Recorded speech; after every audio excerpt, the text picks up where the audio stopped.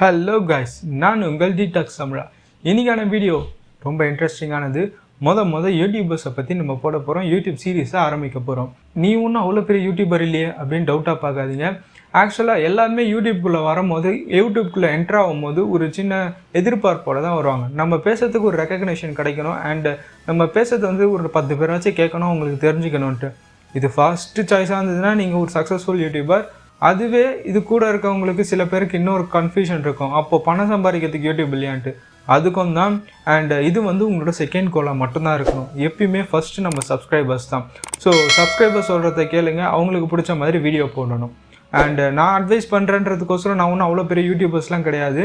And இது வந்து நான் இப்போ யூடியூப்குள்ளே என்ட்ரு ஆகிறதுக்கு முன்னாடி நம்ம நிறைய அல்காரதமும் இல்லைன்னா ஒரு ஸ்டடீஸ் பண்ணிட்டு தான் நம்ம ஒரு விஷயத்துக்குள்ளே இறங்குவோம். அதாவது ஆழம் தெரியாமல் காலை விடக்கூடாதுன்னுவாங்கல்ல. ஸோ எந்த ஒரு விஷயத்துக்கு முன்னாடி இறங்கும் போதும் நம்ம சின்னதாக அதை பற்றி தெரிஞ்சுட்டு இருப்போம். அதை தெரிஞ்சுக்கிட்டதுக்கு அப்புறம் தான் அதில் விடணும், அதுக்குள்ளே போகணும். உதாரணத்துக்கு பார்த்தீங்கன்னா, இப்போ நான் யூடியூப்குள்ளே வரேன்னா நான் எப்படி யூடியூப்பில் வீடியோ அப்லோட் பண்ணுறதுன்னு முதல்ல கற்றுக்கணும்.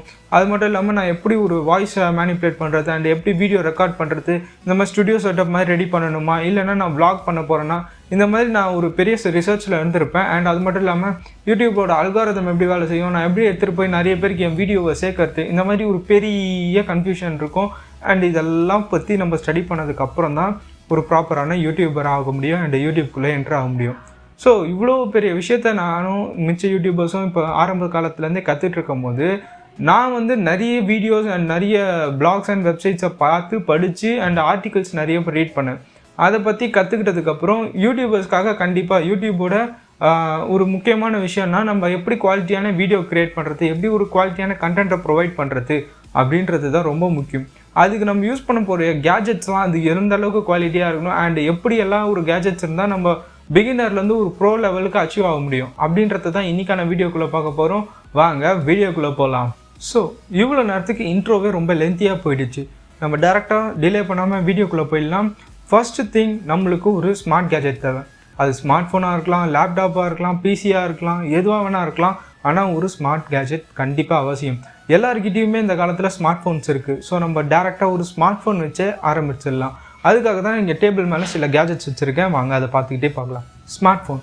ஒரு ஸ்மார்ட் ஃபோன் இருந்தால் போதுமா நான் ப்ராப்பரான வீடியோ கண்டென்ட்டை ரெடி பண்ண முடியுமான்னு கேட்டிங்கன்னா, கண்டிப்பாங்க ரொம்ப ஈஸியாக முடியும். அண்ட் நல்ல குவாலிட்டியான வீடியோவே உங்களால் ரெடி பண்ண முடியும். எதுக்காக இந்த மாதிரி சொல்கிறேன், ஏன்னா ஒரு ஸ்மார்ட் ஃபோன் மட்டும் வச்சு என்னென்ன பண்ண முடியும் அப்படின்னு கேட்குறீங்களா? என்னோடய ஸ்டார்டிங் வீடியோஸ் அண்ட் பிகினிங் வீடியோஸ்லாம் பாருங்கள், ஃபுல் எடிட்டட் பண்ணதே நான் ஃபோனில் தான். ஃபோன்லன்னு கேட்கும் போது சில ஆப்ஸ் கண்டிப்பாக உங்களுக்கு தேவைப்படும். உதாரணத்துக்கு இன்றைக்கி வரைக்குமே நான் யூஸ் பண்ணிகிட்டு இருக்கக்கூடிய டால்பி ஆன் அந்த மாதிரியான ஆப். நான் லாஸ்ட்டே போயா வீடியோவில் சொல்லியிருப்பேன். அண்ட் அந்த போயா வீடியோவை நீங்கள் இன்னும் பார்க்கல, அதாவது நான் வாங்கின மைக்ரோஃபோனோட அன்பாக்சிங் வீடியோவை பார்க்கலன்னா மேலே காட்டுறேன், அதில் போய் பாருங்கள். அண்ட் இப்போ நம்ம பார்த்துட்டு இருக்கிறது ஃபோனை பற்றி. ஃபோன் மட்டும் இருந்தால் போதுமான்னு கேட்டிங்கன்னா கண்டிப்பாக போதும். ஏன்னா அதில் மைக்ரோஃபோன் இருக்குது. ஆர்எல்ஸ் நீங்கள் ஒரு ஹெட்ஃபோன் வச்சுருந்தீங்கன்னா அந்த ஹெட்ஃபோனில் இருக்க மைக்ரோஃபோன்ஸை கூட யூஸ் பண்ணிக்கலாம். ஸோ ரெக்கார்ட் பண்ணுறதுக்கு உங்களுக்கு ஒரு டிவைஸ் கிடச்சாச்சு. அண்டு நீங்கள் வீடியோ ஷூட் பண்ணாலும் ஃபோனில் இருக்க கேமராவே வெல்டன் எனஃப் இன்னைக்கு. ஏன்னா தனியாக ஒரு டிஎக்ஸ்எல்ஆர் வாங்கி தான் நம்ம ரெக்கார்ட் பண்ணணுன்ற அவசியமே கிடையாது. ஏன்னா அவ்வளோ குவாலிட்டியான 25 to 64 மெகா பிக்சல், இப்போ 108 மெகா பிக்சல் வரைக்குமே ஃபோனோட கேமரா போயிடுச்சு. ஸோ நல்ல 4K குவாலிட்டியில் கூட நீங்கள் வீடியோ ரெக்கார்ட் பண்ணலாம் ஃபோனில் இருந்துக்கிட்டு. அண்ட் உங்கள்கிட்ட அட்வான்ஸ் ஃபோன்ஸ் மாதிரி, உதாரணத்துக்கு சாம்சங்கோட ஃப்ளாக்ஷிப் மாதிரி இருந்ததுன்னா நீங்கள் 8K வரைக்குமே வீடியோ ரெக்கார்ட் பண்ணலாம். ஸோ உங்களுக்கு கவலையே கிடையாது. ஃபோன் இருக்குது, வேறு என்ன பண்ணுறதுன்னு கேட்குறீங்களா? உங்கள்கிட்ட ஃபோன் இருக்குது. ஸோ நீங்கள் வந்து இப்போது யூடியூப் ஸ்டுடியோ அப்படின்ற ஆப்பை டவுன்லோட் பண்ணணும். யூடியூப் ஸ்டுடியோ ஆப்பை நீங்கள் டவுன்லோட் பண்ணதுக்கப்புறமா அதிலே உங்களோட அனாலிட்டிக்ஸ் அண்ட் டேஷ்போர்ட், நீங்கள் போட்டிருக்க வீடியோ கண்டென்ட் அது எத்தனை பேர் பார்த்துருக்காங்க, வாட்ச் டைம்ஸ் எவ்வளோ, அண்டு உங்களோட நிறைய இன்ஃபர்மேஷன்ஸ் அனாலிட்டிக்ஸை வந்து அதிலே காமிச்சிரும்.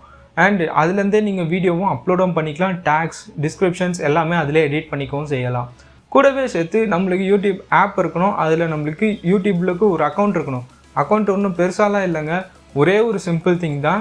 நம்மளுக்கு ஒரு ஜிமெயில் இருக்கணும். அந்த ஜிமெயிலை வந்து நம்ம யூடியூப் சேனலுக்கு ஓப்பன் பண்ணி வச்சுருக்கணும். சரி, இதெல்லாம் ஓகே. ஃபோன் இருக்குது, நான் எப்படிப்பா என் சேனலை அடுத்த லெவலுக்கு அப்கிரேட் பண்ணுறதுன்னு நீங்கள் கேட்டிங்கன்னா, கண்டிப்பாக நீங்கள் 2 விஷயத்தில் தான் அப்கிரேட் பண்ணணும். ஃபர்ஸ்ட் திங், உங்களோட எடிட்டிங். ஏன்னா எடிட்டிங் வந்து ஃபோனில் வச்சு நம்ம பண்ணுறது வந்து அந்தளவுக்கு எஃபிஷியண்ட்டாக இருக்காது. அண்டு ஃபோனில் நம்ம டேரெக்டாக எடிட் பண்ணி ரெண்டர் பண்ணும்போது பெரிய ஃபைல்ஸாக வரும், ரொம்பவே லார்ஜாக இருக்கும். நியர்லி 400-500 MB வரும், 15 to 20 minutes ஆன வீடியோ.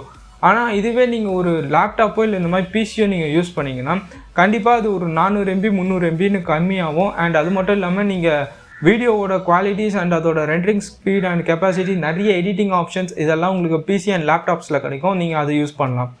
இது கூடவே சேர்த்து 2 விஷயத்த நம்ம ரொம்ப ஃபோக்கஸ் பண்ணி ஆகணும். ஒன்று, நம்ம வீடியோ எடுக்கிறோன்னா அதோட வீடியோவோட குவாலிட்டி.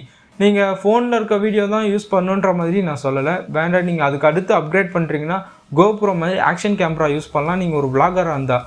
இல்லை நம்ம இந்த மாதிரி ஸ்டூடியோ கெட்டப்பில் யூஸ் பண்ணிகிட்ருக்கோம்னா சின்ன சின்ன விஷயங்களை நம்ம அப்கிரேட் பண்ணி ஆகணும். அது என்னென்னு பார்ப்போம் வாங்க. உதாரணத்துக்கு இந்த மாதிரி டிஜிட்டல் கேமரா, இந்த மாதிரியான டிஜிட்டல் கேமரா இருந்துச்சுன்னா நம்ம வந்து அதிலே ஃபோனில் ஷூட் பண்ணுற மாதிரி வீடியோ ரெக்கார்ட் பண்ணி ஷூட் பண்ணலாம். அண்ட் இது வந்து கொஞ்சம் குவாலிட்டி நல்லா கொடுக்குங்க. முதல்ல அதுதான் விஷயம். வீடியோட குவாலிட்டி இம்ப்ரூவ் பண்ணணுன்னா கண்டிப்பாக கேமரா யூஸ் பண்ணணும். இதுக்கு இந்த மாதிரி கேமரா தான் யூஸ் பண்ணணுமா அப்படின்னு கேட்டிங்கன்னா கிடையவே கிடையாது. நீங்கள் குவாலிட்டி அப்கிரேட் பண்ணணுன்னா நீங்கள் கண்டிப்பாக DXLRக்கு ஸ்விட்ச் ஆகணும், ஆர் மிரர்லெஸ், ஏதோ ஒன்று உங்கள் சாய்ஸ், உங்களுக்கு ஏற்றபடி. உதாரணத்துக்கு நான் யூஸ் பண்ணுற DXLR மாதிரி இந்த DXLR பார்த்தீங்கன்னா ஃபியூஜி ஃபிலிமோடது. இது ரொம்ப பழைய வெர்ஷன் தான்.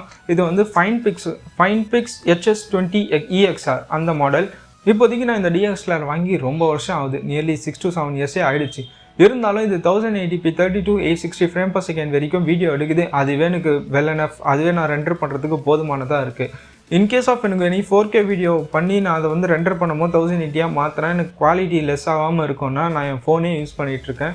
ஸோ இந்த மாதிரி நம்ம ஒரு அடுத்த வெர்ஷன் ஆஃப் யூடியூப் செட்டுக்கு மூவ் ஆகணும். ஏன்னா ஃபோன் வச்சு மட்டுமே நான் இதெல்லாம் ரெடி பண்ணிவிடுவேன், நான் பெரிய யூடியூபர்ஸ் ஆகுன்றதும் நடக்காத காரியம். ஏன்னா நிறைய பேர் ப்ரூஃபும் பண்ணியிருக்காங்க, பண்ணாமல் யாரும் இருந்தது கிடையாது.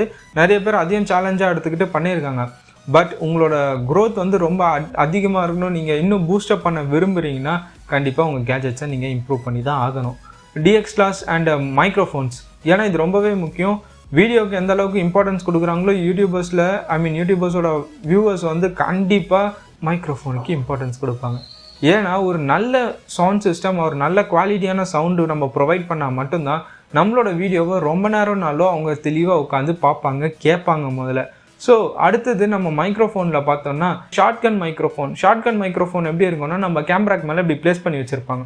அந்த மைக்ரோஃபோன் கொஞ்சம் டிஸ்டன்ஸ் இருந்தால் நம்மளுக்கு ஈஸியாக பிக்கப் பண்ணும். அண்ட் ரொம்ப டிஸ்டன்ஸ்லாம் போனீங்க, உதாரணத்துக்கு நான் ஒரு 6 அடி இல்லை 8 அடி தள்ளி போய் நின்று நான் கேமராலேருந்து பேசுகிறேன்னா கண்டிப்பாக அது பிக்கப் பண்ணாது, அது ரொம்ப இறையும். அதாவது நம்ம ஸ்மார்ட் ஃபோன் தள்ளி போய் வச்சு ரெக்கார்ட் பண்ணால் எப்படி இருக்குமோ அதே குவாலிட்டியை தான் அது ப்ரொவைட் பண்ணும். ஸோ பக்கத்துலேருந்து ஸ்டுடியோ செட்டப் யூஸ் பண்ணுறீங்கன்னா ஷார்ட்கன் மைக்ரோஃபோன் உங்களுக்கு நல்லாயிருக்கும்.